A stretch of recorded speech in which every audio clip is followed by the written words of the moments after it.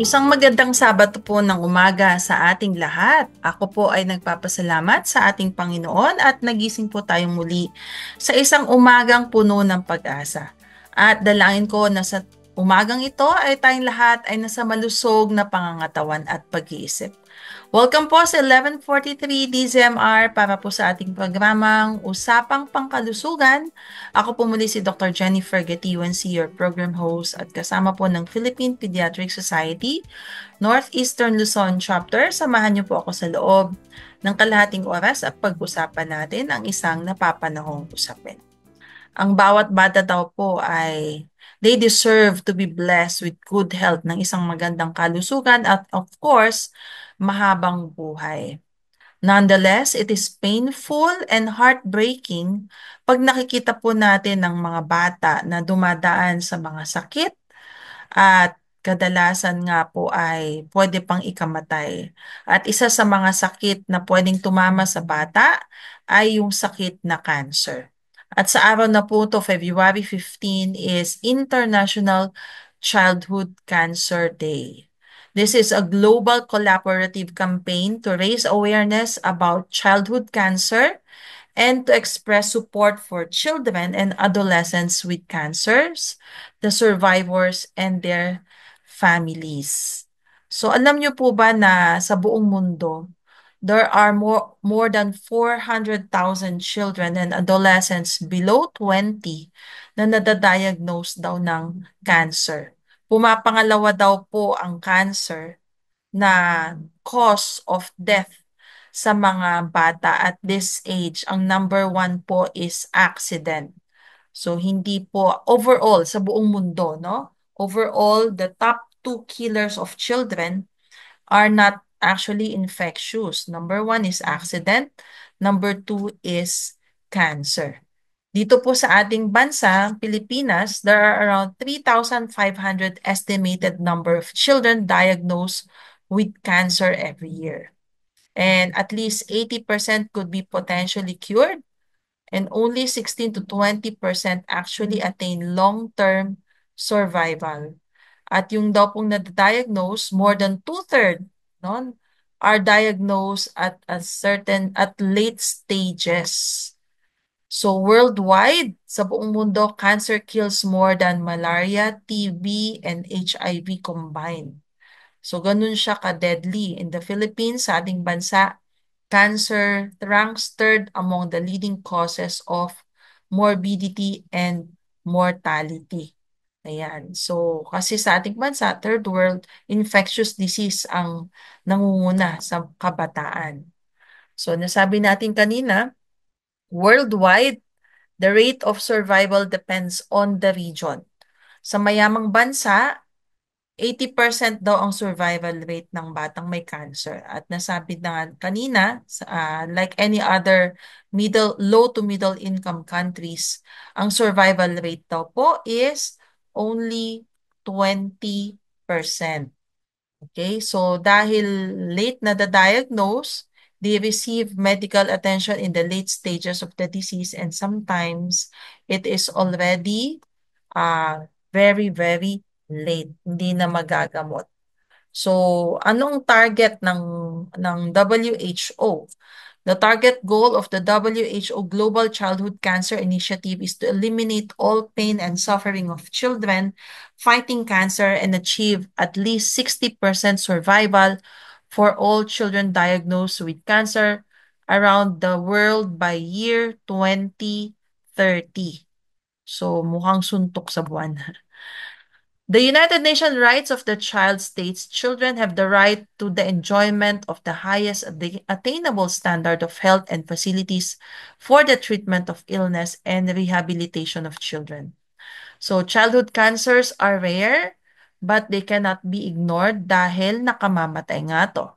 At ang mga simptomas are different from those related to adult cancer. So very important na ma-identify sila correctly. And the likelihood of surviving a diagnosis of childhood cancer depends nga po kung ikaw ay nakatira sa isang mayamang bansa o ikaw ay nasa third world country or middle income country. So Sabi natin kanina, there's a delay in the diagnosis, kaya nandun tayo sa 20%. At kung na-diagnose man, there's an inability to obtain a accessible therapy. Kung minsan nag-umpisa, but there's an abandonment of treatment, sumuko na, dahil hindi na rin kinaya financially. Kumisa naman sa mga side effects, death from toxicity and some relapse. So improving access to childhood cancer care, including essential medicines and technologies, is highly cost effective and feasible and can improve survival in all income settings as long as they are diagnosed early. Yun daw po ang importante. So pag-usapan po natin ang childhood cancers. Ano daw po yung causes of childhood cancers? Technically, the causes of childhood cancers are not known. Only about 8 to 10% of all cancers in children are caused by an inherited mutation, yung tinatawag na genetic mutation na pwedeng maipasa mula sa kanilang magulang hanggang sa anak. So, ang cancer technically they occur in people of all ages. So, ganun nga, mula sa magulang, pwede niyang maipasa sa kanyang anak. But there are certain risk factors that could arise, no? Una, lifestyle. In children with an unchecked lifestyle, this could impact them after many years. Anong mga tulad din sa adults, no? Overweight, lack of proper exercise, careless eating habits. Ayan, nako, predispose ka sa mga mutations because yung mga kinakain mo. Environmental factors, exposure to radiation can trigger many types of childhood cancers. Ano ba yung hawak ng mga anak natin? Madalas, gadgets na may radiation. O kumisa naman, they are being exposed to smoking. Yung tinatawag nating passive smokers. Kung ang mga kasama sa bahay ay may naninigarilyo or nagbe-vape, they could become victims of this disease. Or yung mga gene mutation because of alteration of genes, ng mga exposure to certain, like mga too much exposure to the sun. Ayan.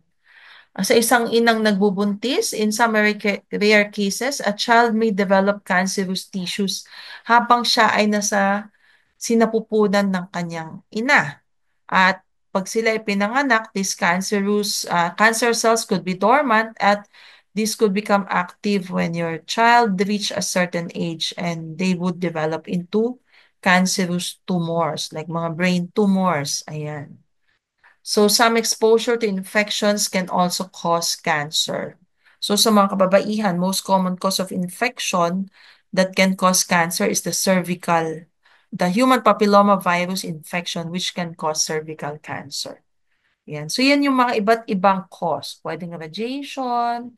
Ayan. So marami ding dahilan. But so matotal, it is still unknown. But because of our lifestyle nowadays, yan nga po yung number one cause. So ano yung mga signs and symptoms of childhood cancer? Technically, no? Meron siyang acronym na pwede nating gamitin. Yung from the word child, CHILD, and cancer. So yung C, meron daw continued unexplained weight loss. Siya ay pumapayat na pumapayat. May mga symptoms siya ng headache. Often in early morning nagsusuka. I, increased swelling or persistent pain in bones, joints, or back of the legs. L, lump or mass. May mga bukol na nakakapa sa tiyan, sa leeg, sa dibdib, sa kilikili. Ayan, may mga bukol-bukol na lumalaki. D, they develop excessive bruising, bleeding, or rash, lalo na yan sa mga blood cancers like leukemia. Letter C, dun sa word ng cancer, they are exposed to constant infections dahil mababa ang kanilang immune system. A, a whitish color behind the pupils. Ayan, yung sa mga, yung may nakikitang discoloration sa kanilang mata. And nausea, which persists or vomiting without nausea. Ayan, kasama yun doon sa headache. Okay? C, constant tiredness or noticeable paleness. Mabilis mapagod. Eye or vision changes which occur suddenly at magpatuloy na. And R, recurrent or persistent fevers of unknown origin. So, yan yung acronym. Okay? So, while children have normals up and down in their health, pag sila'y lumalaki, kung minsan meron talaga to, pero kung napansin mo na medyo kakaiba, mas magandang ipatingin na agad sila agad-agad para ma-test, ma-diagnose early on, and ma-manage agad-agad. Remember, the 80% survival rate kung sila ay na-diagnose early on. So ano po ba yung mga common cancers in children? Okay, so pinaka-common pa rin yung leukemia. And siya din po yung the deadliest pediatric cancer. So sa dugo, pumapangalawa daw yung brain and spinal cord tumors. Pangatlo, neuroblastoma. Kasama na dun yung Wilms tumor of the kidney. At lymphoma, Hodgkin's and non-Hodgkin's, rhabdomyosarcoma, retinoblastoma, and bone cancer or tinatawag na osteosarcoma and Ewing sarcoma. Yan yung most common cancer na tumatama sa mga bata. And if they are diagnosed early, at least may laban. Kaya early diagnosis is a must for these children because diagnosis when delayed, mahirap na. Okay, so sa ating bansa, the most common barrier is ignorance o kumisan hindi pinapansin, ayan, kaya nalilate. So, when identified early, cancer is more likely to respond to effective treatment and result in a greater probability of survival, less suffering, and often less expensive and less intensive treatment. Significant improvements can be made in the lives of children with cancer by detecting cancer early and avoiding delays in care. So, ano daw po yung three components of early diagnosis? Number one, awareness of the symptoms by their parents. Kung napansin, may kakaiba, ayan, maganda. Number two, accurate and timely clinical evaluation, diagnosis, and staging. So, nakita na ng doktor in a timely manner. And number three is access to prompt treatment. So, agad-agad na they will undergo treatment. So, ano yung mga diagnostic test? May mga blood test, lalo na kung leukemia, biopsy, kung may mga bukol-bukol, no? Kasama na dun yung bone marrow aspiration biopsy kung sa buto tumatama, okay? O yung mga CT scan, MRI, yan yung mga tests. So yung treatment, a correct diagnosis is essential to prescribe appropriate therapy for the type and extent of the disease. So, anong mga klaseng therapy yan? Marami. Chemotherapy, radiotherapy, surgery. So, ang treatment protocol ay tinatawag na multidisciplinary team. So, it's a team of doctors from different specialties like oncologists, radiologists, no? Pathologists, and even psychosocial and supportive care para maalalayan hindi lang yung pasyente kundi yung buong pamilya. So cure is possible for more than 80% of children with cancer when childhood cancer services are accessible. At alam niyo po ba, meron tayong mga tinatawag na WHO list of essential medicine for children na pwedeng matanggap. May programa po ang ating PhilHealth with regards to cancer treatment na pwede silang tumulong para po maibsan naman, mabawasan yung hirap ng mga magulang sa pagpapagamot. Aside from that, lifestyle change, of course, food, diet, and nutrition. Dahil alam natin, nasabi natin kanina, lifestyle is a major contributor of the child's wellness.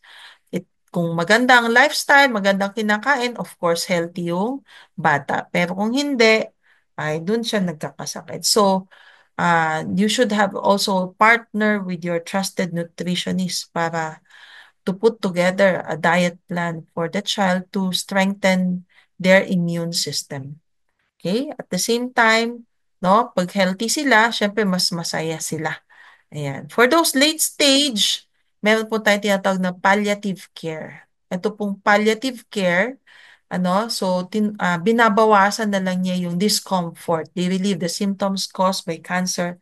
And of course, ang role na dito is to improve the quality of life of the patient and their families. Nasabi natin kanina, 80% can be cured. Not all cancer can be cured. So ang goal natin is relief of suffering if possible for everyone, the patient and their family. So dito pumapasok yung pediatric palliative care. This is a core component of comprehensive care starting when the disease is diagnosed. At the start pa lang habang malakas. This is a continuum until throughout the treatment process. Ayan, kung magamot man o hindi, andyan tong team. So, meron team din dyan. So, for the pain, may binibigay silang pain reliever. Okay? So, as we end, cancer is no way to spend a childhood. Like any other caring parents, no, hindi natin maisip kung gaano natin kakargahin etong responsibilidad na meron kang isang anak na dadaan sa ganitong pagsubok. So, paano mo respondehan ng ganitong klaseng pagsubok? Paano mo Paano ang ating panalangin? Paano tayo makikipag-usap sa ating Panginoon? Paano tayo makikipag-bargain sa Kanya? Di ba? Para ang hirap. So, the honest thought racing through every parent's mind is pinagdadasal natin na hindi mangyari to sa ating mga anak. So, number one, we have a responsibility to take good care of our children. Pakainin natin sila ng masusustansya. Huwag natin silang ina-expose sa mga bagay na hindi maganda.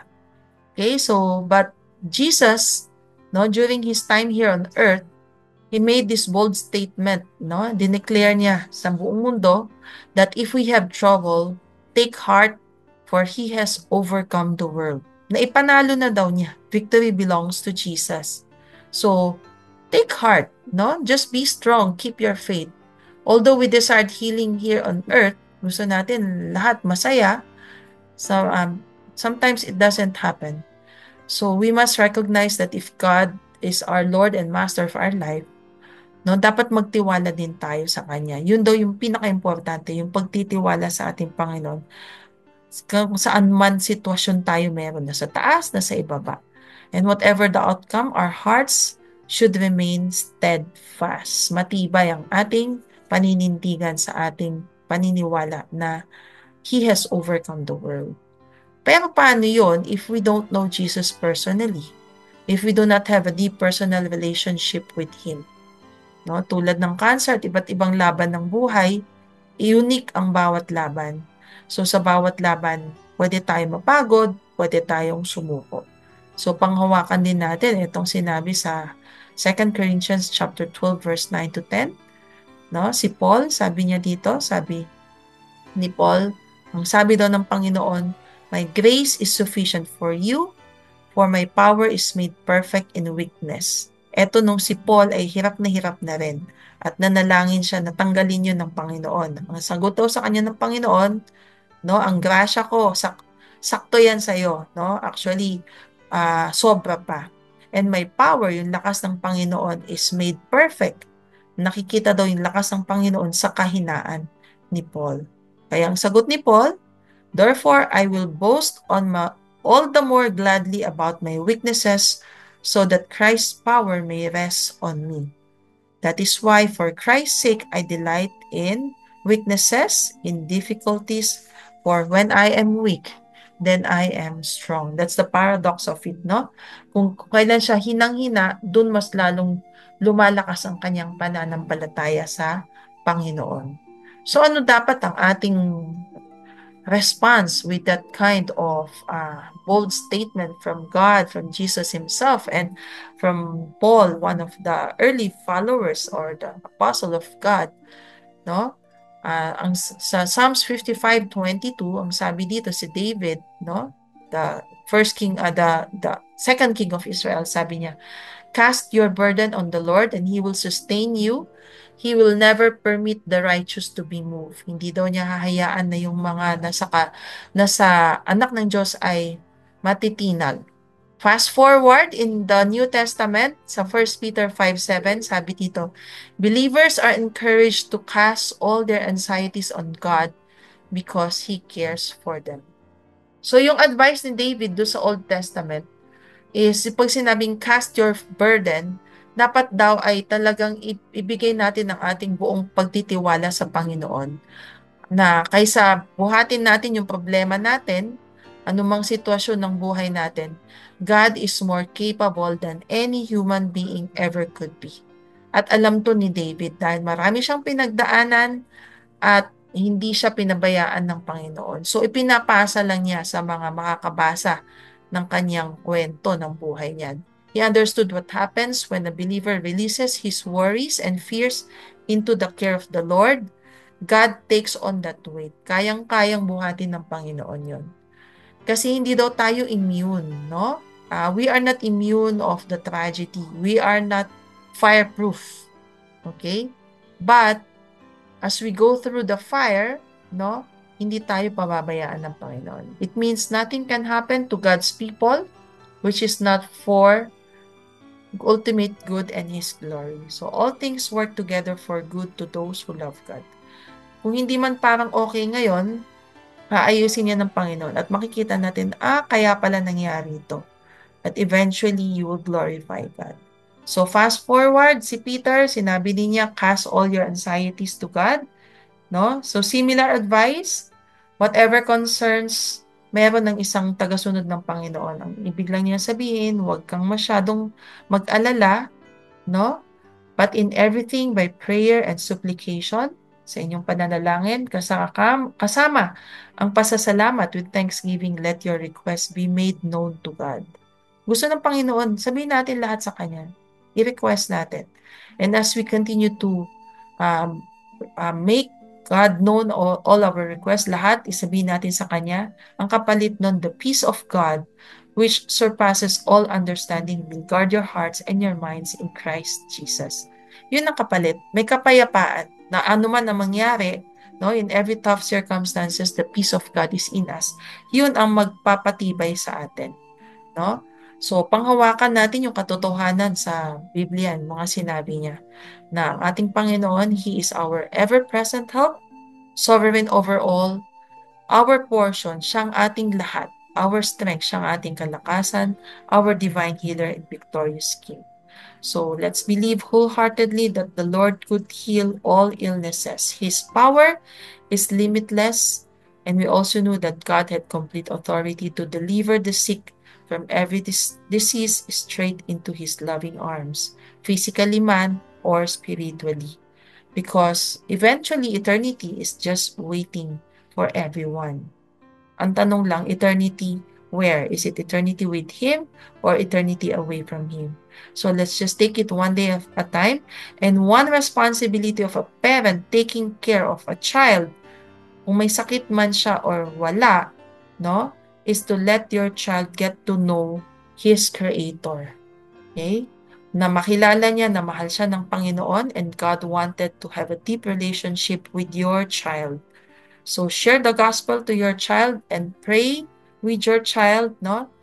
Let your child accept Jesus as his Lord and Savior. That's the greatest gift that you can give to your child, no? As young as they are, when they can start understanding, no? Nakakapagsalita na, share Jesus, share the love of God. So that's it po today sa ating programang Usapang Pangkalusugan. Nawa po sa sandaling panahon ay may naibigay po tayong linaw at mahalagang impormasyon tungkol sa ating paksa sa araw na to. Dalangin ko ay mamuhay tayo ng malusog sa ating katawan at sa ating kaisipan.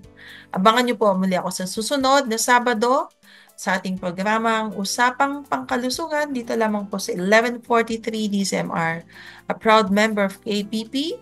Ating tandaan, ang ating kalusugan ay kayamanang di mapapantayan. Happy weekend po sa ating lahat!